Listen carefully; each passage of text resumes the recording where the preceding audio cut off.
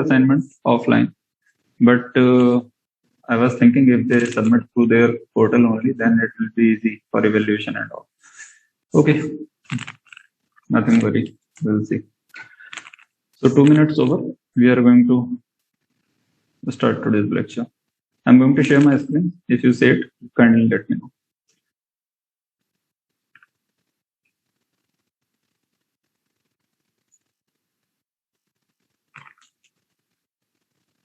It's visible? Yes, Professor. Okay, fine. So it was the last lecture, and I think the last topic was not covered in detail. So before starting today's lecture, I am going to clear this last topic of last lecture. So, Professor, should we wait for more people? I'll just put a message on the group because I don't see anybody having joined with me. okay. Can I just take 2 minutes? I'll just put a message on the group. Yeah, fine.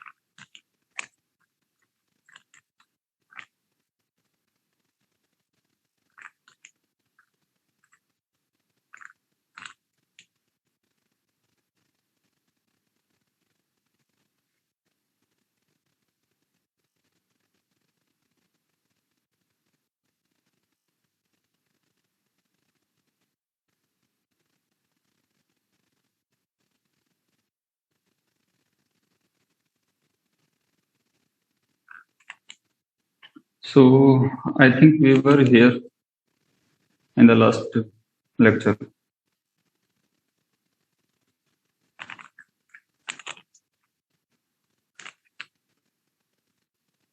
Is it so?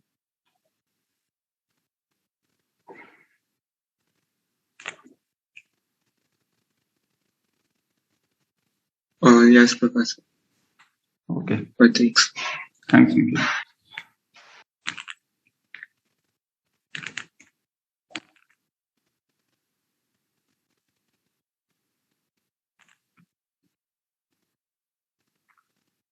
Okay.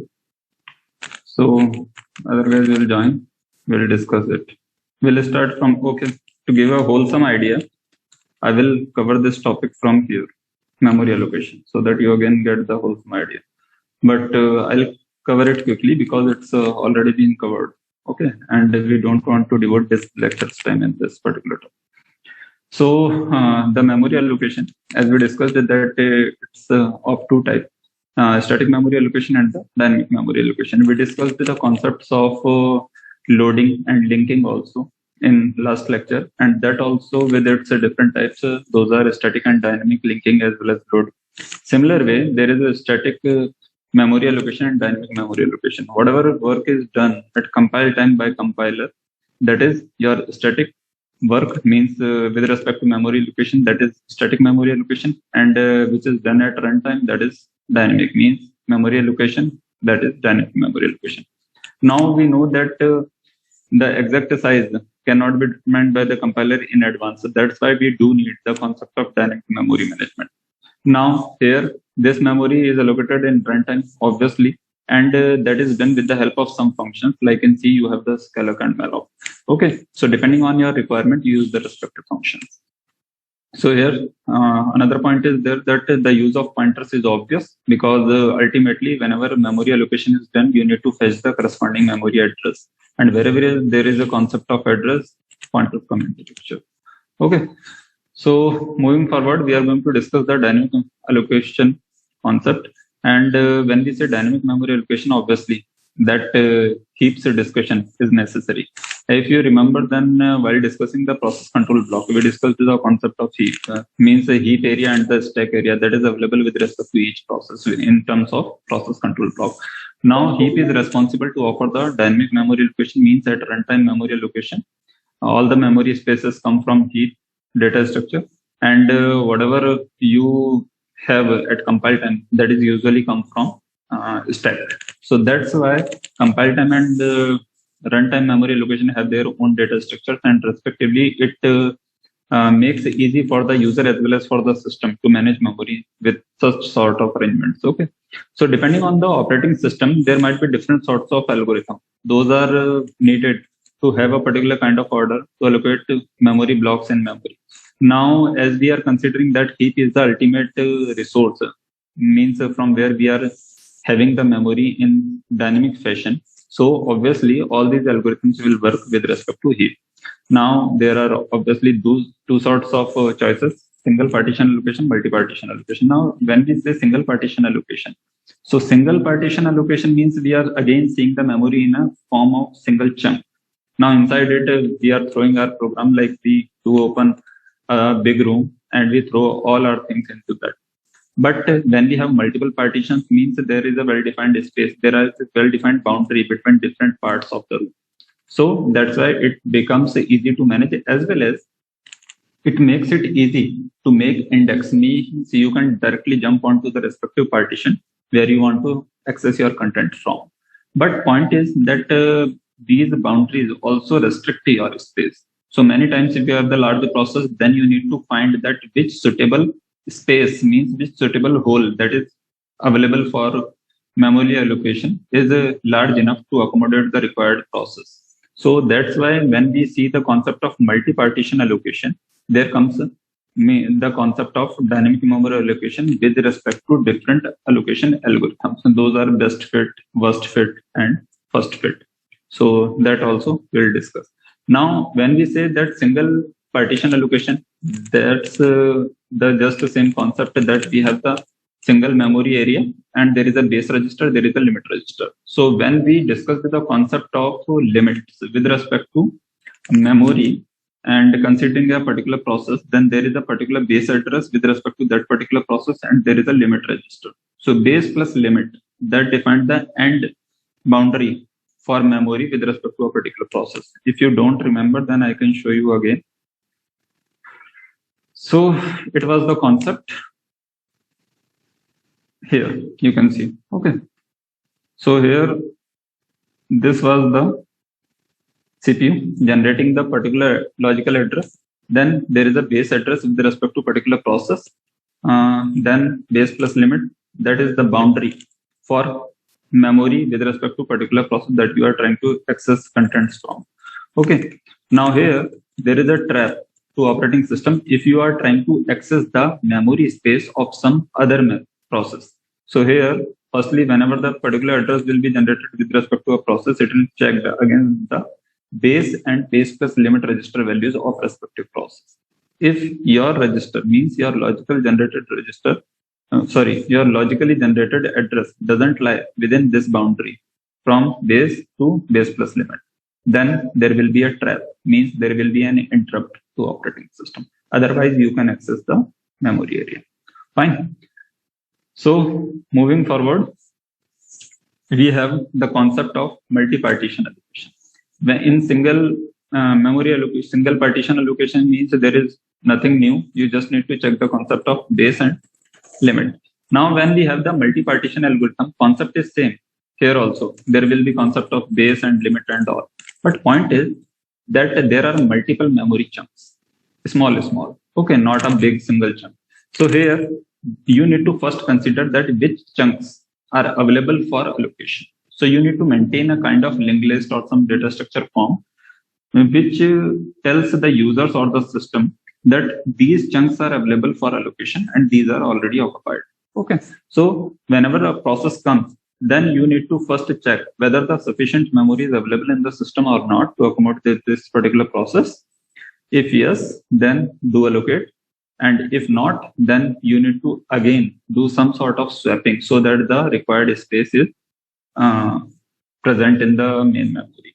Because ultimately, if you want to run your program and sufficient space is not available in the memory, then you can't run your program. Okay. Now, to handle this problem, the concept of paging comes into picture that we will discuss in next lecture, because paging is the fundamental concept that improves the overall performance of your system. Okay, so that we will discuss later. Firstly, focusing on multi-partition allocation. So we need to maintain two sort of things. First, allocated partition, and second, free partitions. Means allocated chunks and free chunks. So we call the free chunks as holes. So we need to maintain the list of holes. Then against that particular list, we need to check whenever a new process comes that which particular hole satisfy your requirement in the best possible way. So if you are looking for the best possible way, means no space is wasted as well as space is sufficient for the process. Means the size of process should be equal to the size of chunk. That is the best fit. Okay, so here second choice is the obvious choice. We always want the best choice. But point is that it is hard. Means in practical situations, if you try to find this sort of situations, then those are kind of very rare. Because in daily life, we do see that if there is kind of supply and demand sort of thing. Okay, so supply never matches demand. And even if matches, then it doesn't match in the specific time instance. So in system also, these sort of situations do occur. Multiple processes come to processor, they need for a particular kind of memory requirement. And processor looks for the memory management unit that you try to find some sort of best possible chunk for this particular process. But point is that in memory, there are different sorts of chunks of various sizes.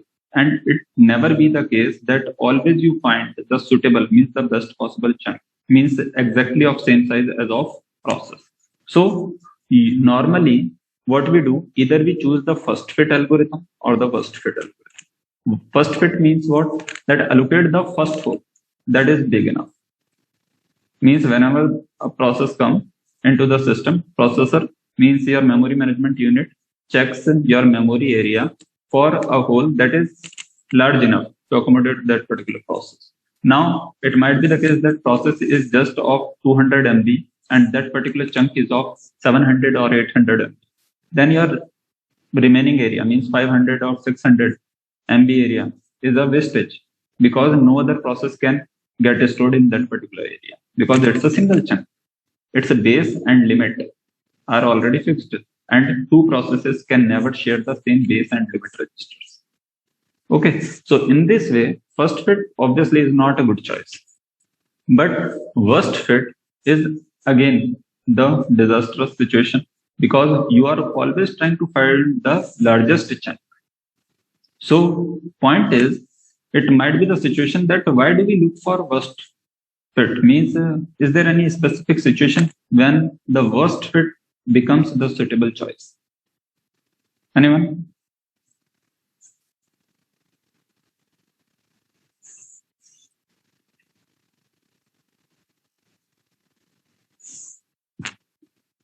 Guys?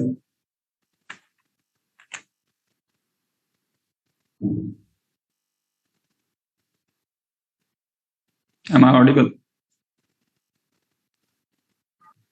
Yes, Professor, you are audible.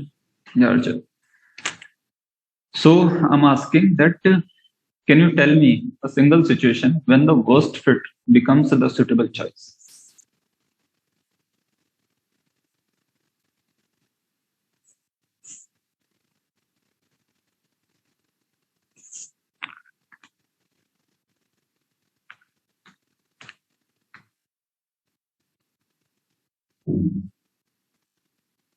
Okay, fine.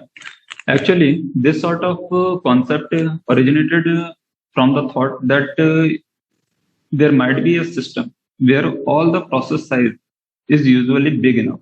Means you always have a sort of system where all the processes are large in size. So if you go for the first choice, then obviously what you need to that you will start from the smallest chunk, okay, or the first chunk. You will start from the first chunk.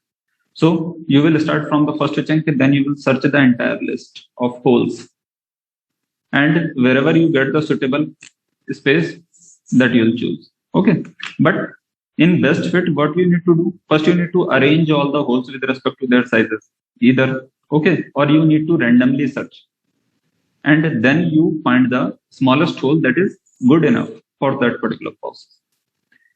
But in worst fit, what is the situation? If you know in advance that your process size is big enough, so obviously all the smaller or the good enough chunks are not good for this particular kind of processes.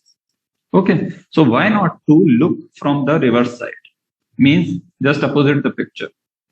You just trying to do what? That you are starting from the end of holes.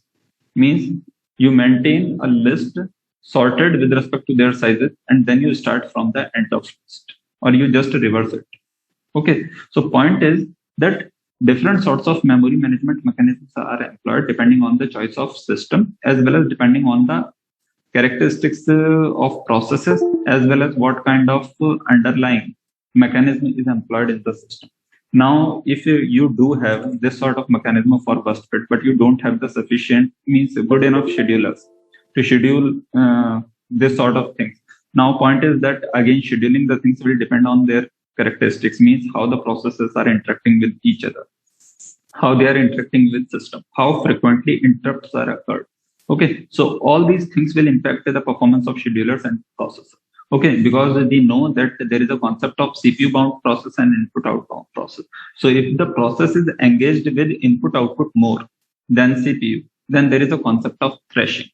Now we will discuss that also today. Okay, so point is that there might be a situation that best fit is good for us. Best fit is the normal choice, but first fit as well as worst fit might be good choices depending on the system characteristics. Okay, so point is that how to satisfy a request of size n from the list of free holes. If you have a free hole list, means a linked list, and then you want to satisfy the request of size n, then what is the choice? Then, as written over here, that first fit and the best fit work better than worst fit in terms of speed and storage utilization.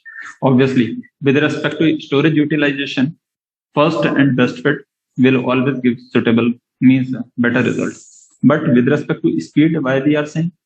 Because we don't know the nature of process. If in advance we do know the nature of jobs, means the characteristics of processes, that their sizes are very large by default, okay, then obviously first fit and best fit are not the suitable choices. Fine. Moving forward. Okay, it's done. So I am stopping this particular PPT. I'm going to share the next one.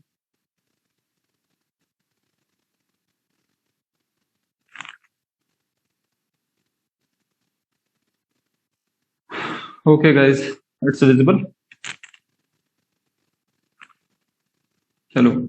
Yes, Professor. Yes. Sharing. Okay. So fine, the 10th lecture, and we are going to discuss the memory management unit swapping and the memory allocation part 2. Okay, the focus covers some of the objectives that we are going to specifically talk about the virtual memory concept, and we will discuss then why do we need the concept of demand paging, how the demand paging concept discusses the concept of page replacement. Okay, and then finally, when we do have the concept of page replacement, means we are swapping in, swapping out, means roll in, roll out, as we discussed in, I think, 2 lectures before. Then we do frequently bring the pages from hard disk to main memory and main memory to hard disk. Okay, so how does it impact your system performance? Means the concept of thrashing. Finally, moving forward, we have the concept of virtual memory. Virtual memory means everything is virtual. Now, could you please anyone tell me the definition of virtual? What do you mean by virtual? it might be something that like really doesn't exist, Yeah. but it's still there. So like if you take virtual memory, for example, Yeah. it might be a part of the full physical memory, but it doesn't exist as like a extra hard drive or as an extra section. Yes. It's just like a small subsection of your actual physical memory. Yeah, great, Prem. So, as we do know that virtual is kind of imaginary, or it means non-existential, but it does exist in its abstract form. So, when we say that there is something abstract, means conceptually at higher level we do understand about something, but at very basic or physical ground it doesn't exist. Means we do have the notion of something, but we don't know its practical details exactly. So similar way here, when we try to see the concept of virtual memory at concrete memory level, then we don't find anything, because there is no separate memory chip or area where virtual memory lies. Okay, but there is a concept and it helps a lot to boost the performance of your system. So what exactly it is? Okay, so it's an imaginary memory area which is a part of volatile memory. Okay, volatile memory kind of means we do say it kind of volatile memory because normally virtual memory is considered to be part of hard disk. But as we do know that hard disk is not volatile. Okay, then why it is volatile? Because whatever content is, those are supposed to get stored in virtual memory, those are supposed to get erased just after the completion of program. So your virtual memory is what? It's an extension of your RAM. Okay, you do have RAM, and we do know that RAM is a volatile memory. Okay, means whatever is stored in RAM, it just flashes out after some period of time, or you can say just after the completion of your program. Okay, so whatever thing is stored in RAM means that is in RAM, that is a process. So process has its own memory area. Now that memory might not be sufficient for that particular process to hold all its parts. Okay, for example, we many times took the concept of gaming experiences. Okay, so when we do play some sort of heavy game, means computationally heavy. Okay, then obviously we do need a kind of powerful system. Now, what is the requirement of a powerful system? Because a normal system can't offer you the kind of requirements those are supposed to be with that particular sort of program. Okay, so here we do need some sort of powerful full packed system with a sufficient amount of memory, dedicated graphics card, and there is a powerful processor batch or system kind of having multiple cores. So that particular system will offer the kind of performance that is non-practical in an ordinary system. So here, when we see the concept of virtual memory, there comes the funda that there is a large program and you want to store, means you want to run it inside a normal system. Then the concept of virtual memory comes into picture. Virtual memory says that don't worry about RAM. Everything means the whole game is of RAM, because everything that is supposed to get played in a system, that should get stored first in RAM, then only you can play it. Okay. Now with this definition, that to run a particular process, we need to first store it, means first we need to load it into RAM. With this particular kind of definition, your heavy gaming applications can never run on an ordinary system. Why? Because an ordinary system doesn't have sufficient amount of RAM to hold that particular large piece of software. So here, the concept of virtual memory says that don't worry about RAM. You just need to take care of a specific part of that particular software application that you want to run. Okay, so if your kind of software application, that is your game, that is of 8 or 10 GB, then you make multiple, means system will make multiple parts of it, means 1 GB or 500 MB or something like that. Okay, so in this way, when the multiple parts are done, then a particular part will get uploaded into the system whenever it's required. Okay, so there is a concept of paging. This paging says that you will make multiple pages of your software, and then whenever there is a requirement of a particular page of that particular software, then it will get uploaded to RAM, and once its work is over, then it will again get shifted to hard disk and another page will go. And similar fashion, all the process will get completed.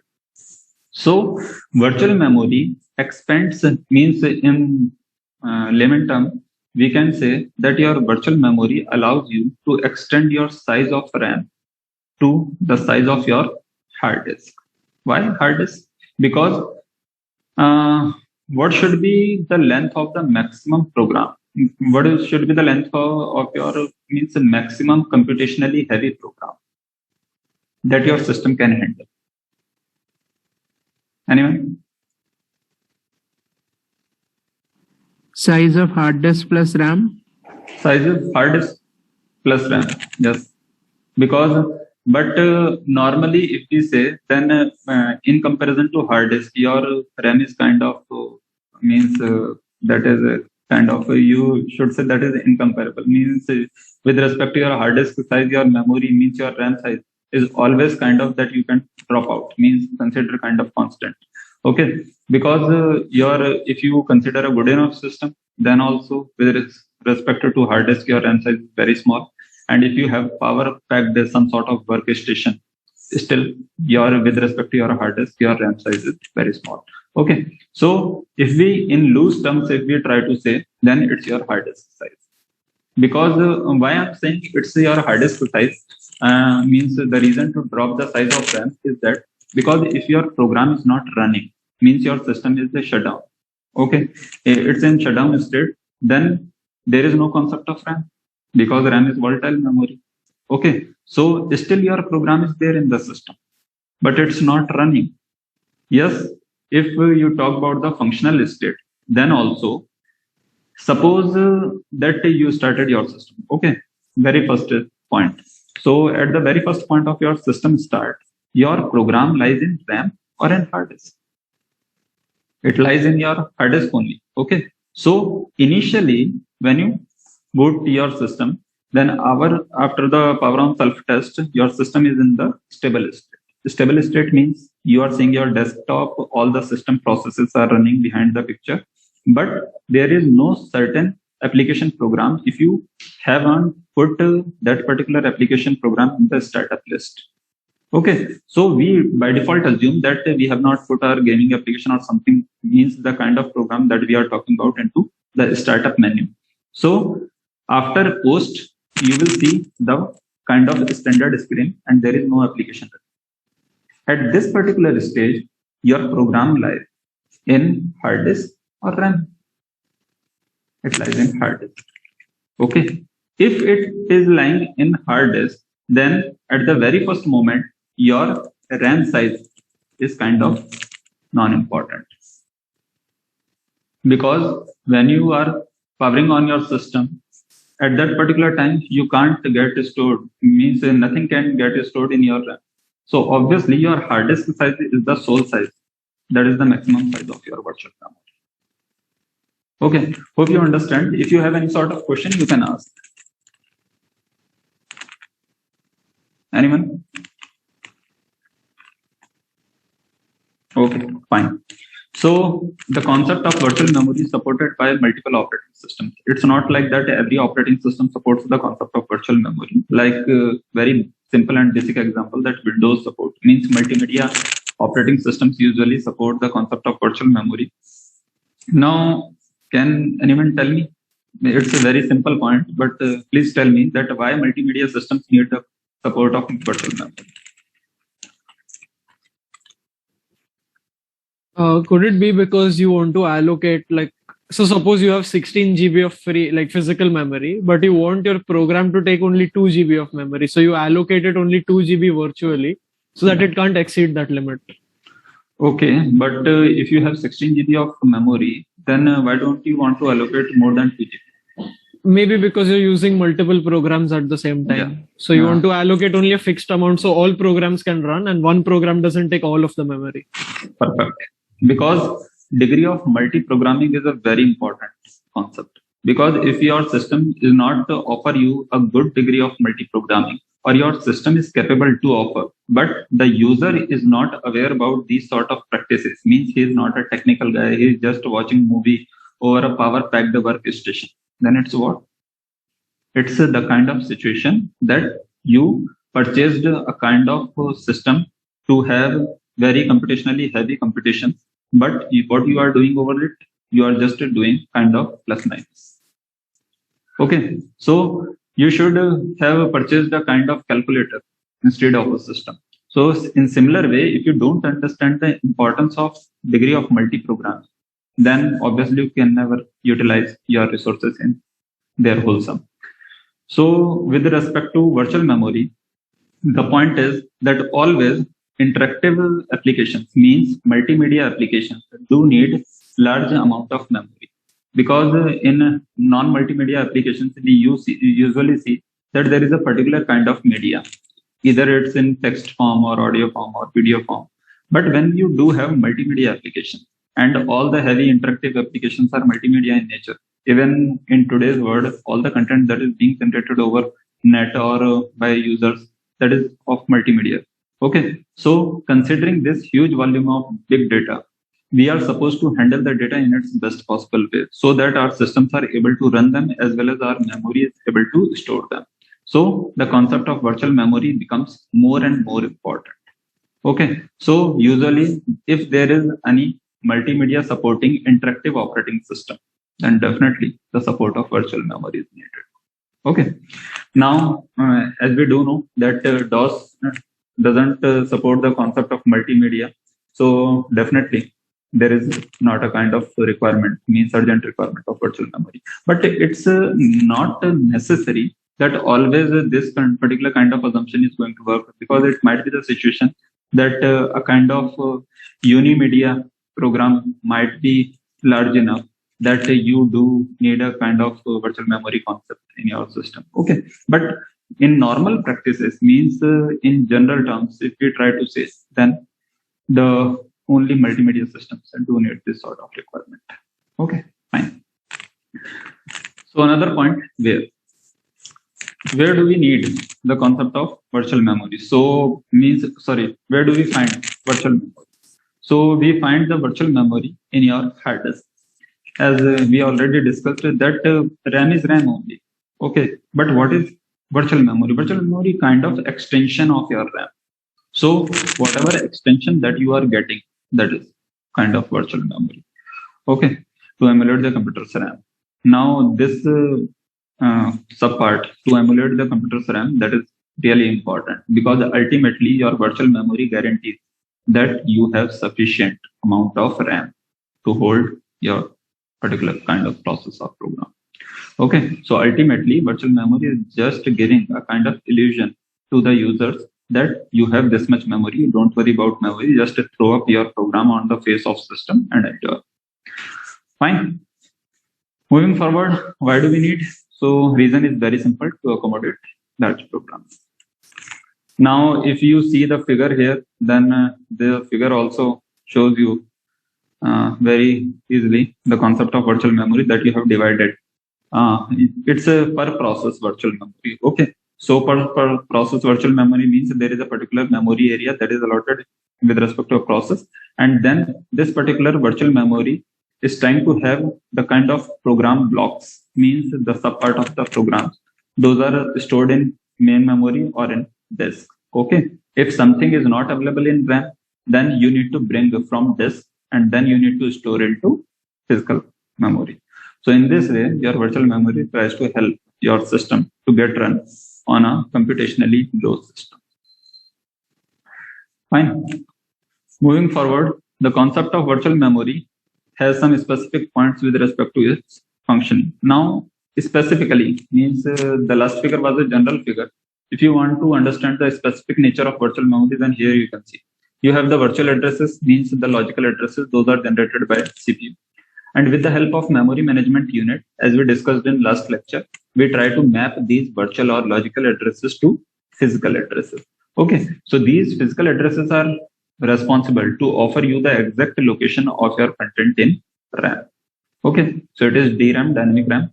Now, here we have the CPU. So not all the virtual addresses may have a translation. It means what? It means that it is not always the case that whatever address is generated by CPU, means whatever logical address is generated by processor, is available in RAM at that particular time. Okay, so if all the addresses are not uh, being able to map to the physical addresses because those are not present in RAM at that particular moment, then you need to find where they are exactly. So obviously, if your program part, if some part of program is not in RAM, then where it is supposed to be? In the hard disk only. There is no other choice. It might be the case that there might be some flash drive or some floppy or something like some external media that you are trying to give. Oh, so that might be the another choice. But if you don't have any other accessories, then obviously the last choice is hard disk. So considering this assumption, we are supposed to have that if something is not in RAM, then everything is in hard disk. So your CPU will try to access that particular part of program that is supposed to be in RAM, but it is not. So after get to know that this particular program is needed and it is not in hard disk, sorry, it is not in main memory, means RAM, then you need to bring it from hard disk to main memory. And this particular process is kind of, you can say either swap in, swap out, or you can say the shifting of pages. But in general, the concept of paging comes into picture because as we already discussed that the program is divided into multiple pages and those pages are supposed to be in RAM way with respect to a dynamic system because your wholesome program can't be in this memory, and if you try to put in, then it will decrease the degree of multi-programming. Okay, so in this way, your page map means page table, you can also say. It helps to get the exact address of that particular page that is supposed to be in RAM. Okay, so with the help of that particular address, we will fetch it from hard disk and will bring it to RAM. Fine.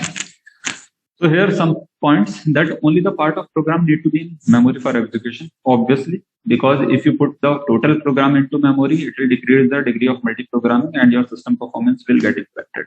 Second point, logical address space can therefore be much larger than physical address space. Can anyone tell me what this second point is trying to convey? Logical address space can therefore be much larger than physical address space.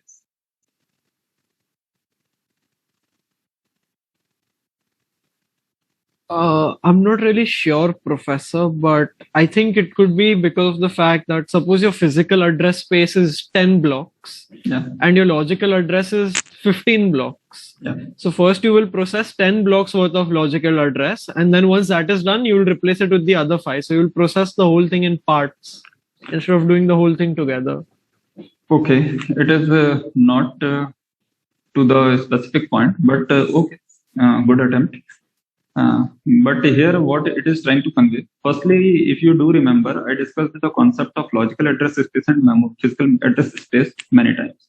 Why? Because it is the fundamental of your operating system theory. Because at the very first moment when you come into the memory management, the concept of logical and physical address space to come. Again, understand the addresses, those are generated by CPU, those are logical addresses.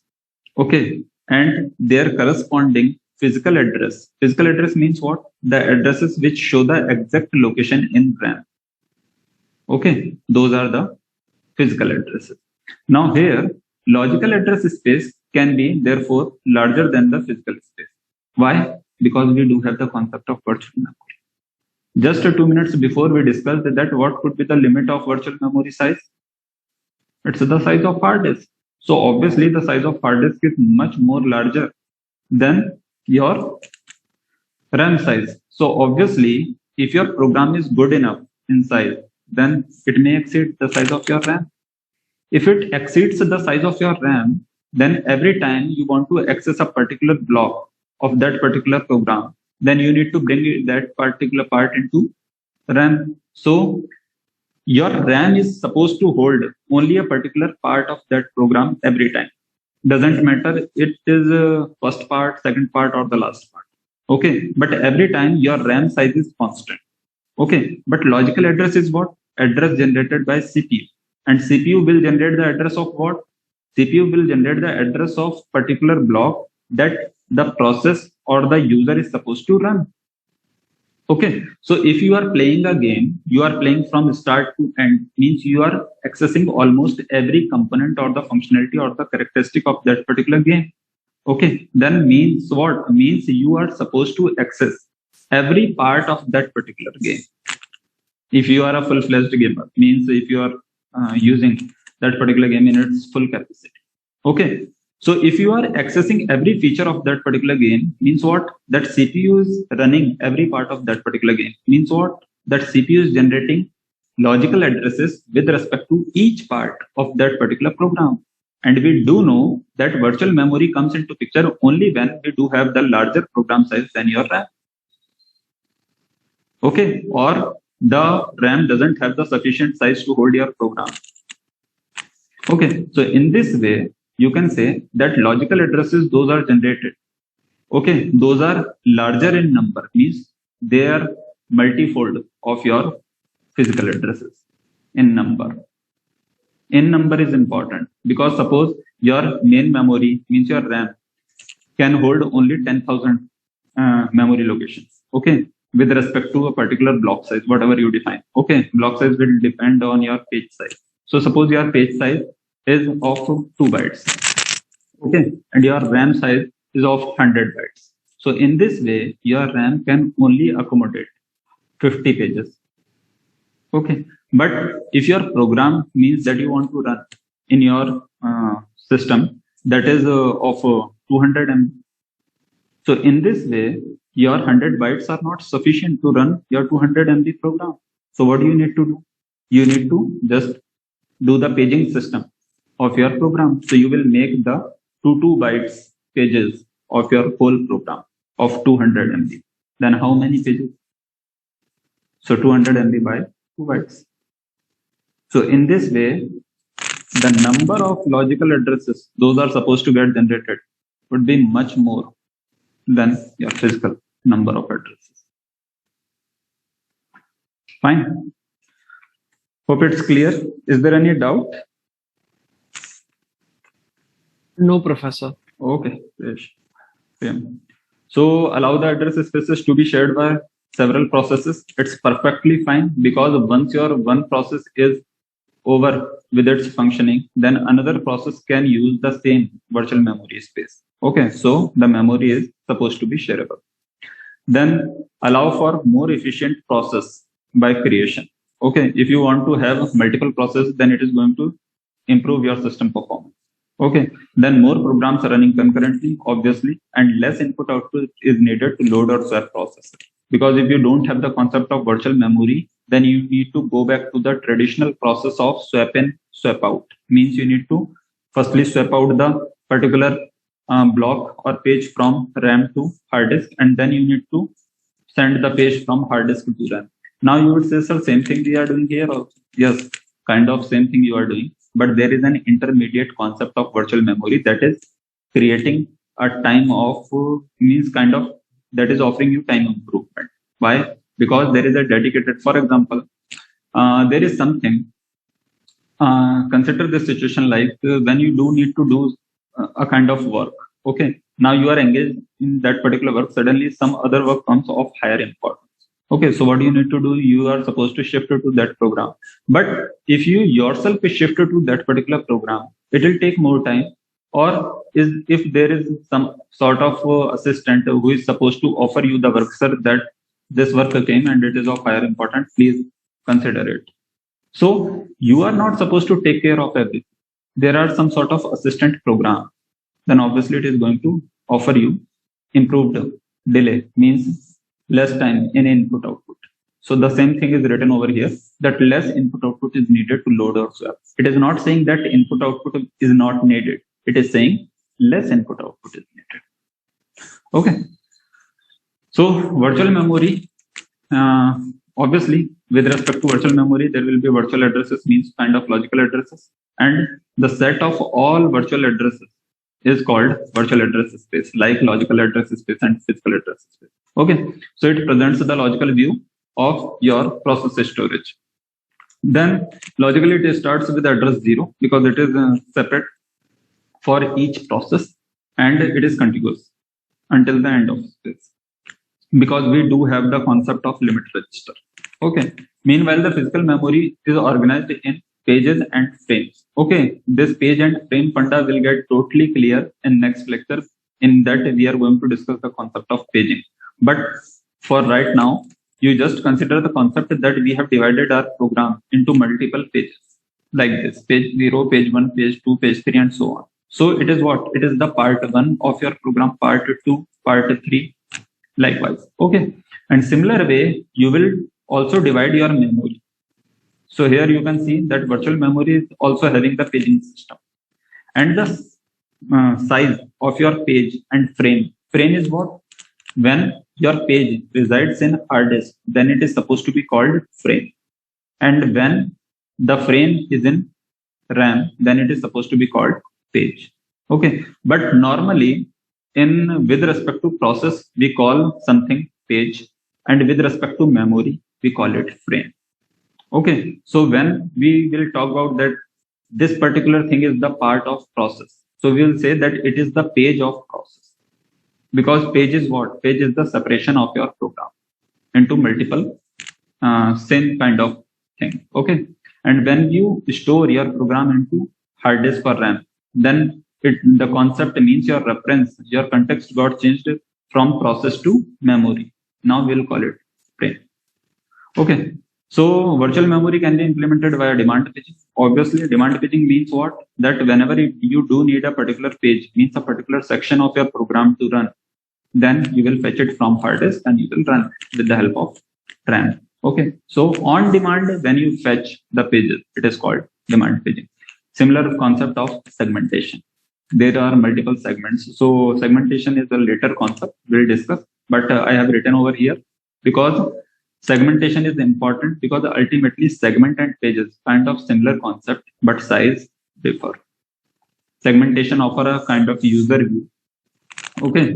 As we discussed in the introductory lecture, that segmentation offers the user kind of view of memory to its users. So don't worry, we'll discuss everything in detail. Demand paging. Now here you can see that you have a program A. It has multiple pages: page 1, page 2, page 3, page 4. Okay, these 4 pages. And these 4 pages are, you can see here that these are the respective references. Okay, so when these 4 pages are supposed to be swept out, means roll out, then these will get stored here. And then you are supposed to swap in some of the pages of program B. Means what you are trying to do, that you are trying to reduce the RAM size of program A and you are trying to increase the RAM size of program B. Okay, means it might be of higher importance or something like that. But point is that you are swapping out something and you are swapping in something from your hard disk store. Okay, so it's a kind of virtual memory management. What? Demand paging. So whenever there is a demand of a specific page of a particular program, you are just supposed to swap in all those pages. And if your memory is full and you don't have any other extra space to bring in to swap in all the required pages, what you need to do? First, you need to make some sort of space by swapping out some of the non-necessary pages from RAM to hard disk. Then you can swap in the required pages. I hope it's clear. Okay, so in this particular process, what are the components? These are the different components. Those are supposed to take part in this whole process of demand paging. Firstly, main memory. Obvious. Why? Because we are bringing pages from memory to hard disk. So memory comes into picture. Then processor, because everything is controlled by your CPU only. Then secondary memory means your hard disk.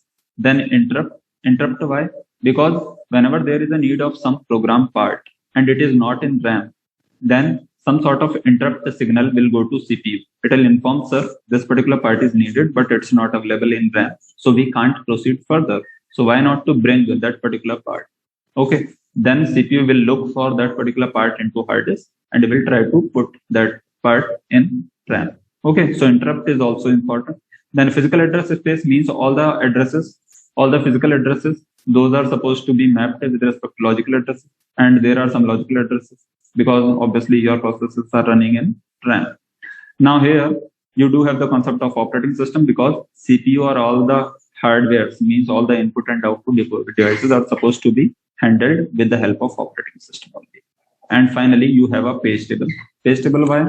Because in absence of page table, suppose you have thousands of processes, and that is not abnormal. It's quite normal. In your systems also, if you see, you have hundreds of processes in a normal system. Okay, so if you have thousands of processes, and then all those processes have 100, 200, 500 or thousands of pages, then you can imagine the situation that how big your page table could be. Okay, so if you have a very large page table, then searching for a specific part of a particular program is very difficult. It's a tedious task. Okay, so just to improve the simplicity of this management, you need to have a concept of page table. It will work like an index, like you do have a particular kind of index at the start of your book. So if you want to move on to a particular topic of a particular chapter, so you just go to index, search for that particular topic, move on to a specific page number. Similar way, the concept of page table. Fine. Moving forward, we have the concept of page fault. Now, page fault is what we have discussed many times till now, that there is a requirement of a specific part of a specific process, and we are supposed to fetch it from hard disk to RAM. Okay, we need to swap out some of the pages, then we need to swap in some of the pages. It means what? Means a particular part, means a particular page of particular process is not present in RAM. Okay, so when the required page of a particular process is not present in RAM, this particular situation is known as page fault. Or in layman terms, we can understand it like means your page is at fault. It doesn't mean that there is some fault in page. There is a fault in page access, because processor is not, means your CPU is not able to access that particular page or able to run that particular page. Why? Because it is not in RAM. And something is not in RAM, then processor can't process it. Okay. So this particular means any page that is not available in RAM is supposed to give a page fault. Okay. Now point is that we need to handle this situation. So to handle this situation, can anybody of you please tell me then what could be the feasible solution? Means what could be the feasible page fault handling process in the system?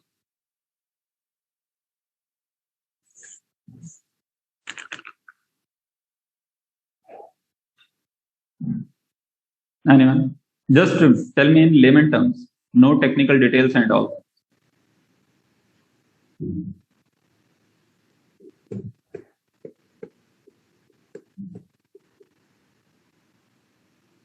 Okay, fine. I tell you. Page fault, as I told, that something that is not in means something means some page that is not in RAM, that will give you a page fault. Okay. So consider, you can consider this situation also, or you can firstly understand situation in layman terms, that something that is not in RAM supposed to be bought from hard disk to RAM. Why it is needed? Because if you don't bring that particular page, then the respective execution will not proceed further. Okay, so it's mandatory. So what processor is supposed to do? It will means an interrupt will go to processor from memory, from that particular process, that this particular block or page is required, but it is not in RAM. So kindly bring that particular page into RAM. Processor will contact to memory management unit. Memory management unit will try to access that particular page's physical address into the disk. Okay, so it will try to access that particular physical address, and from there it will try to fetch that particular page. But before bringing that particular page into RAM, firstly you need to create the space. So firstly, select some of the victim, you can say, okay, because those pages are supposed to be removed from hard disk. Okay, so those pages are called victim pages. So firstly, you need to select the victim pages, means which pages you want to remove from RAM to make space for the pages which are required to be in RAM. Okay, so here you will select some victims, then you will swap out all the victims from RAM to hard disk, and then you will bring all the required pages from hard disk to RAM. So here, page fault means page that is not in main memory. What is the process to handle? Operating system will encounter a reference. Okay, So if there is some reference encounter, reference means address. Okay. Now that particular address, if it is an invalid address, invalid means what? That might be the situation that due to some technical error or due to some glitch or due to some wrong user input, there is a kind of address that is not supposed to belong to the process address space. Okay, so in that particular situation, that process cannot access that particular address because that address doesn't lie its address space limits. Okay, so what you need to do? You just simply abort the program, stop the program. Okay, but suppose that the address or the reference is valid, but it's not in RAM. Okay, if that particular address is not in RAM, means that particular page is not in RAM. What you are supposed to do? You are supposed to bring it from hard disk to RAM. So first you need to do what? You need to first find a free frame. Do we have a free frame? If we don't have a free frame in RAM, what you are supposed to do? Swap the page into RAM via scheduled disk operation. Okay. Then after finding a free space, you are supposed to bring the page from disk to RAM. Okay. But if you don't have the free frame in RAM, then you are supposed to select the victim. Then you are supposed to swap out all the victims from RAM to hard disk. And then you will come at this third step, that after making a space in RAM, you will bring the required pages from disk to RAM. Okay. And after bringing the pages from disk to RAM, you will set a validation bit as V or 1 or 0. You can consider this bit as a kind of flag that will indicate whether a particular frame or page is available inside RAM for access or not. If so, where it is useful? It is useful in page table. Here you can see that as just now I told that page table works like an index for easy access of pages. So if your page table is very large, then manual searching is very cumbersome. Okay, so why not to have an efficient mechanism that, okay, you found a particular physical address from page table or page address, but that particular page address is valid or not. How you will get to know? You will get to know that particular thing just after going to that particular physical address in RAM. But even if there is some sort of situation, means if there is some sort of mechanism that offers you advanced detail, whether the particular frame is in RAM or not, then obviously from page table you don't need to go to RAM. From here itself you will get to know that this particular page, this particular frame is available in RAM or not. If it is not available, then why to go to RAM? You directly go to hard disk and then bring that particular page to RAM. Because now these things look very trivial, means why we are doing all these things. If we want to check whether a particular page is RAM or not, we can directly go to RAM. We can see if it is not, then we can go to hard disk. Okay, so it looks simple, but it is not like that. Why? I tell you.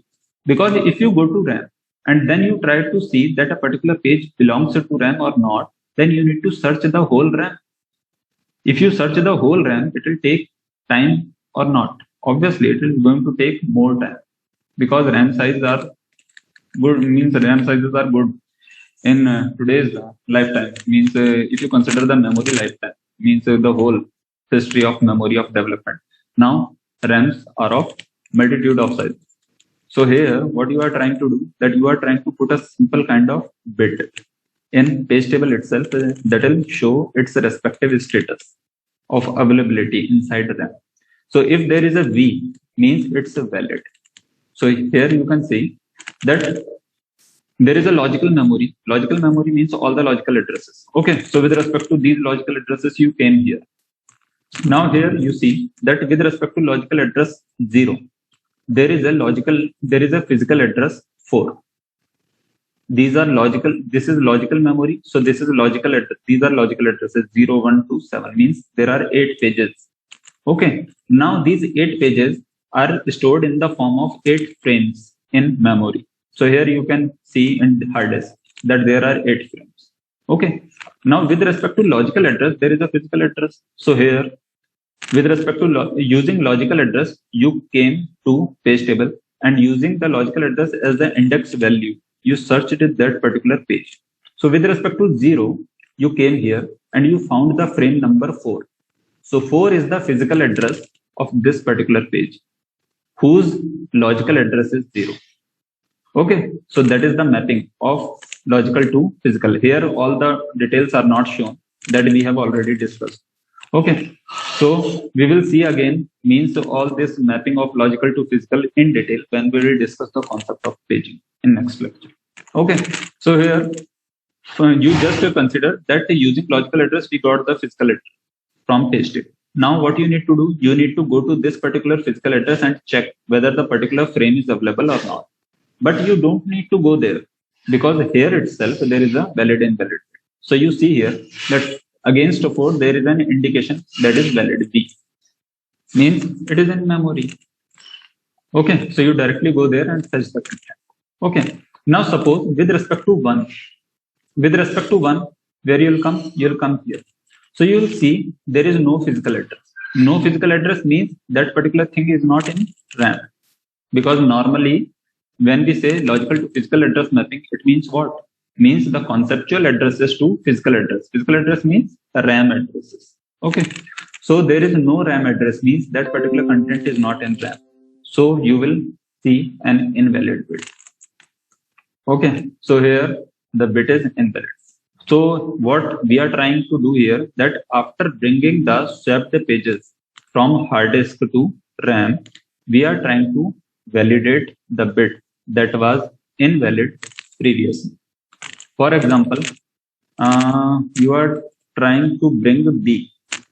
You are trying to, for example, your process needs the B page, means the first page with respect to logical address. Now, B is not in RAM. You can see here. Okay, so if B is not in RAM, so operating system will encounter a reference. Operating system encountered 1. Okay, now operating system will see that it's an invalid reference. No, it's not invalid. It belongs to the logical memory. Okay, means it is part of that particular process. So here it is just not in memory.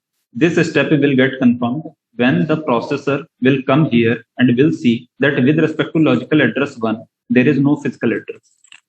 Means the address is valid, but it is not in RAM. So it is not just in RAM, but it is in hard disk. So you need to find a free frame. Now you can see that there are lots of free frames here. So you don't need to select the victim frames. If there is no free frame available here, then you need to select the victim frame. Then you are supposed to swap those frames to hard disk and make space for the pages those are supposed to be in RAM. Okay, so here swap the page into frame. Okay, so you will swap the page of that particular process from hard disk to RAM. So here it is page because we are talking with respect to process.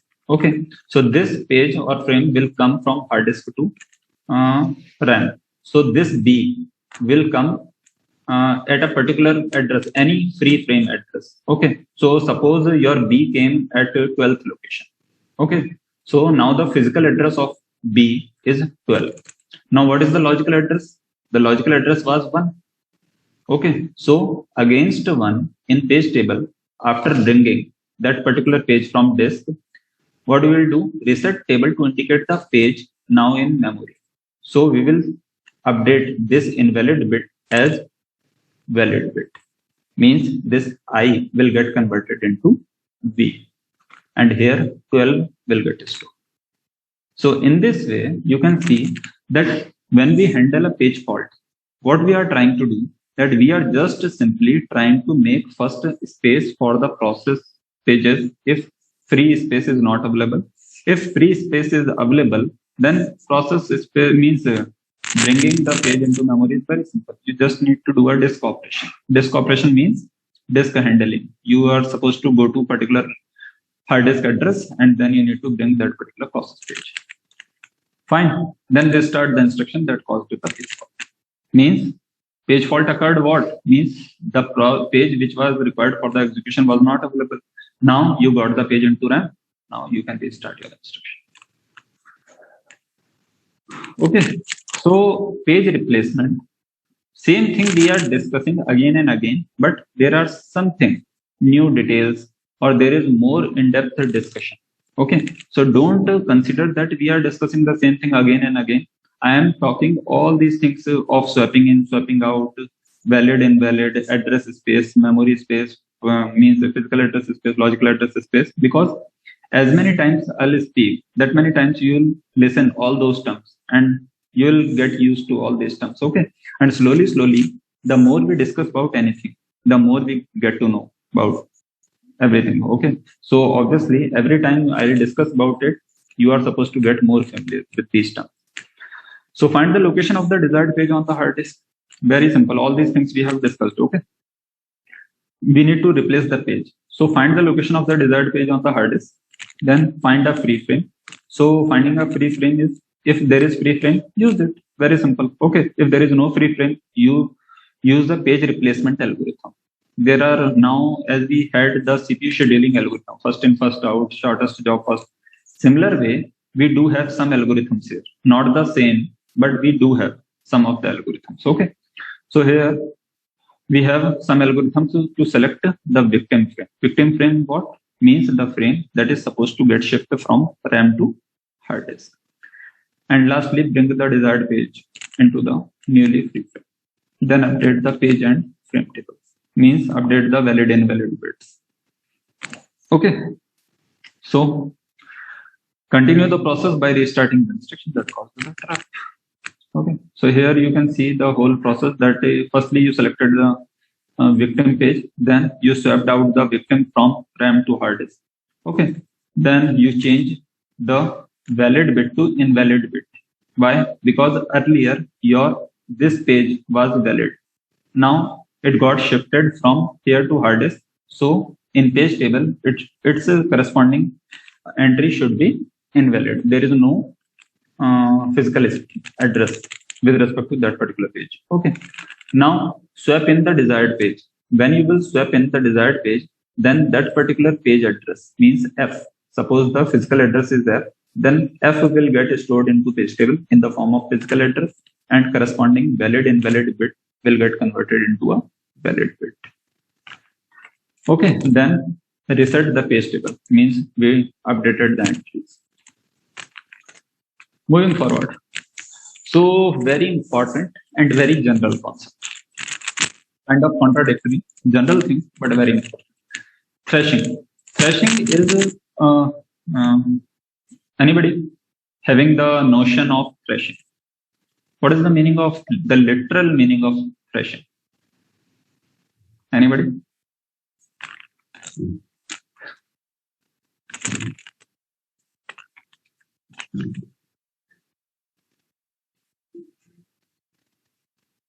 Am I audible?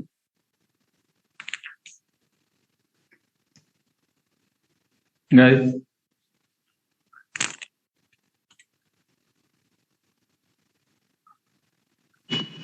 Hello? Sir? I'm audible, Nikhil? Yes, sir. So when you say thrashing, the literal meaning, Yes. is it like, mean by thrashing? What is the dictionary meaning of thrashing? so I guess outside the context of computers, it would be like hitting or something? Yes. Fine. Great. Good attempt. Thrashing is like that. Means you continuously hit something. Means like we do say that you pressed somebody. Means you made uncountable attempts. Means so many attempts of hitting onto something. Okay. Now it might be some punching bag or something like that. Okay. So when you do so much hitting, then it's a form of thrashing. Good. So here, when a process doesn't have the enough pages. Okay. Enough pages means what? Means the sufficient number of pages, those are required for its good execution, are not present in RAM. Then page fault will occur, because we discussed it just 2 minutes back. That page fault is the situation when the desired page of a particular process is not present in RAM. Okay, so page fault will occur. So suppose this situation occurs very frequently. Means every time you are trying to access something that is not available in RAM. So what will happen? Obviously, what you need to do? You need to repeat this process of page replacement again and again. Means every time there is a page fault, you need to replace the pages. So every time you need to replace the pages, it means what? Every time you need to do the disk operation. Disk operation of what? Means you need to select the victim page if space is not there. If space is there, then okay, this is not required. But you need to fetch the content from hard disk to RAM. So you need to go to hard disk, then you need to search for the suitable address, then you need to bring that particular page into RAM. Now it looks simple, but accessing disk means accessing hard disk is a costly operation with respect to time complexity. Because if your memory access is of millisecond, then normally your hard disk operation might be of seconds, because your secondary storage might be very slow. Okay, if you remember the memory hierarchy, then at very last we do have the magnetic tapes. Then we do have the optical disk. Optical disk means we do have the hard disk. Then we have RAM. Then we have your cache L1, L2. Then we have the CPU registers. And this hierarchy has a certain sort of properties. Means as you move downwards, means from register to magnetic tapes, then capacity is more, but speed is slow. And when you move upsides, the situation is reverse. So situation is reversed because the characteristics are different. So when you do the disk operation frequently, why? Because the required page is not in RAM. So many times you need to do the disk operation and your time delay will go high and high. So when your time delay is more, your system performance will get improved. Will get improved? No, obviously not, because your system will incur more delay in the processing. Okay, so it will lead to low CPU or low resource utilization. Okay, because most of the time what you are doing input output. So in this way, most of the time processes are busy just in doing the input output. They are bringing the pages, they are shifting the pages. Again, they bringing the pages, shifting the pages.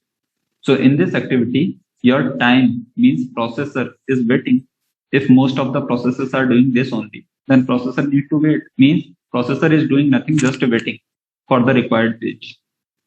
Okay, so in this fashion, the processes are doing more input output, means processes have become input output bound. Okay, so in that particular kind of situation, the concept of thrashing comes into picture. Thrashing says that when the process is busy swapping pages in and out. Okay, now why? Question comes, why does it happen? So it happens because operating system thinks that it needs to increase the degree of multi-program, and another process is added to the system. These three concepts are the basic of thrashing. If you haven't understood, let me tell you again. Imagine you have 10 processes in your system. Okay. Now those 10 processes are large in size. Okay. And if those processes are large in size, means no program has its all pages in RAM. So obviously what all processes are supposed to do, they are supposed to take the help of page replacement algorithms. Means they are supposed to replace their existing pages with the required pages. Okay, so every time when there is a page fault, and obviously page faults will be there because no process holds all its pages in RAM. So whenever there is a page fault, processor will get stopped. Okay, and then the reference will go, means it will try to fetch, means it will give instruction to memory management unit to fetch the content or the page from hard disk to RAM. Okay, so CPU is idle because most of the time our processes are fetching the pages only. So when the CPU utilization is less, then what the user will think of? User will think from the system properties, because in your system performance index, you can also see in your system, if you go to properties, there you can see, okay, just by going to the specific options, that CPU memory utilization and the device input output utilization is shown in the form of graph. So when the user will see that it's a system performance, the CPU utilization is getting low and low, what it will do? it will try to increase the degree of multi-programming. तुमने देखा, you saw just that your system performance is just 19%, 20%. So what do you think of? That my degree of multi-programming is low. That's why my system is not getting utilized in its fullest. So what you will do? You will start another application. Means earlier there were 10 applications, 10 processes running on your system, and your performance, CPU performance was 19%. Now you added another process. Now 11 processes are there, and there is no space in RAM. So if there is no space, but you started another application, so it means what? That the degree of multi-programming increased, but the page faults will occur more frequently. Why? Because when the degree of multi-programming increases, there are more number of processes, those are supposed to get executed. And all the processes cannot have their pages in RAM. So every time you need to have a page faults, more page fault, more disk operation, more delay, more system performance degradation, and more degradation means less CPU, means degraded CPU utilization, you should say. Means more degraded CPU performance. And more degraded CPU performance means what? User will have a notion that my CPU is used less. It means what? The degree of multi-programming is less. So it becomes a kind of cycle. If you see, means user is getting the notion that resources are not getting used properly. So why not to increase the degree of multi-programming? And that increased degree of multi-programming is decreasing the utilization of CPU and the resources. So it becomes a cycle. So when your system gets trapped in this sort of cycle, then your system performance drastically go on decline. So here from graph you can see when the degree of multi-programming increases. So initially it is the very start point. Okay. So when you powered on your system, then almost the degree of multi-programming is 0. Obviously it is not, because some of the system processes do run, but consider that we are only considering the your kind of applications which you have started, means not system processes or the startup process. Okay, so degree of multi-programming at the start of your system is 0. Now slowly you started Notepad 1, you opened a music player 2, you opened a movie 3, you started to download a particular file 4, then you opened an FTP connection with a server 6, then you started a chit chat with your friend 7, then you started another browser 8, then you started another content in that browser 9, and so on. So means as many activities you will start on your system, that many activities, means all those activities will add on the degree of multi-programming. But after reaching a certain point, means at that particular point, here you can see your system is having sufficient number of processes in the terms that your RAM is not free now. It is not like that your CPU is getting utilized at its fullest. No, CPU is not getting utilized, because if CPU is getting utilized at its fullest, then your graph would have been here. Okay, so your CPU is not getting utilized at higher rate, but number of processes are sufficient in terms of memory, means your RAM is full. Okay, so if your RAM is full, now page fault will occur. Now page fault will occur, it means what? Means frequently page faults will occur, because that many processes are in the RAM that every time you try to execute something, there is some page fault. There is page fault, you need to go to disk. Okay, so most of the time processes are doing just input output activities, means fetching content from disk and swapping out the content from RAM. So input output is getting more and more, means CPU will keep on idle. So if CPU is keeping on idle, means CPU utilization will go on decline. As the CPU utilization is going on decline, user will see this graph and the user will again open something new, means it will start another process thinking that my CPU utilization is means low, I can start more things. So user will start more things, CPU utilization will go on decline further because of these new things. And then user will see, okay, CPU utilization again got declined. Means what? Means our CPU is able to hold more number of degree of multi-programming. So in this fashion, user is thinking from a different point of view, but system performance is going in a different direction. So in this way, what we can say, we can consider that it's a kind of, you can say, perception difference. Perception difference of user means user's perception is not in accordance with the system performance. If user is a kind of technical guy, it understands that I am increasing the degree of multi-programming. Still, my CPU utilization is going on decline. It means what? Means there is something fishy. If something fishy is there, then user should stop the degree of multi-programming. It should start to remove the processes. When it will start to remove the processes, the CPU utilization will go on higher rate. Okay, so when the CPU utilization will get increased from downside to upside, then after coming at that particular point, it should again try to increase the degree of multi-programming. If the again same sort of curve happens, it means what? Means there are some existing processes which are doing more input output than required one. So what you need to do? Either just preempt all those processes which are doing more input output, means which are large in size. And if even after their removal or preemption, the process, the system condition doesn't improve, then what you can do? Then you need to just start your system again and then start with a different pack of processes. Means that don't start the same sort of processes again. Then see how your system performance is improved.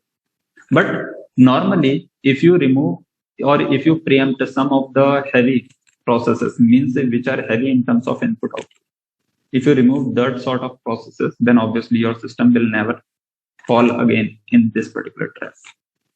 Okay, so this contradictory concept means you are increasing the degree of programming, but your CPU utilization is going on decline. It's called thrashing. Why it is called thrashing? Because user himself is trying to hit the performance of system. Again and again, it is increasing. Finally, your system will hang. Either it will hang because CPU utilization will approach to zero, or it will just go on to shutdown mode, because there are some default routines in the system which see when the CPU utilization or your device handling is not proper, then they directly turn off your system, depending on, because there might be some heating issues also if there is lots of input output and all those things. Okay, because ultimately your hard disk condition, its characteristics, all these things come into picture. Okay, so when your CPU utilization is decreasing, when you are increasing the multi-programming but your CPU utilization is decreasing, beware. Okay, get concerned of that particular situation. There is something fishy we need to take care of. Fine. So I think that today's class is over, and this class covered some of the concepts of process management as well as the